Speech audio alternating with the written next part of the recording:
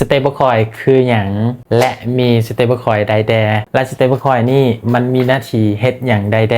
สบายดีทุกคนเนาะคลิปวิดีโอนี้เดี๋ยวแจ็คจะมาอธิบายสั้นๆให้ทุกคนเข้าใจคำว่า stablecoin นี่ว่ามันมี stablecoin อย่างแดเนาะและมันมีหน้าที่เฮ็ดอีหยังเนาะสำหรับ stablecoin นี้เดี๋ยวทุกคนมาฟังคลิปนี้นำกันสำหรับ stablecoin ที่เราได้รู้จักเนาะคือมันเป็นสกุลเงินแบบดิจิตอลของคริปโตถูกออกแบบให้ราคาคงที่หรือผันผวนน้อยโดยส่วนหลายแล้วมักจะผูกกับมูลค่าสิ่งของอื่นๆเช่นเงินดอลลาร์ทองคำและสิ่งของอื่นๆ stablecoin ถูกสร้างขึ้นมาเพื่อให้คริปโต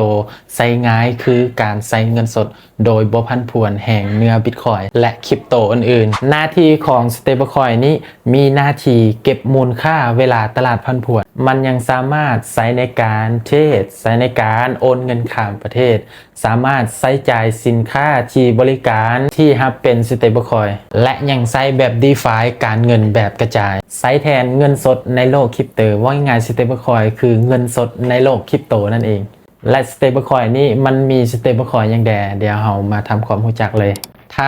เราจะว่าเรื่อง stablecoin เนี่ยมีหลายเนาะเดี๋ยวแจ็คจะมาเว้า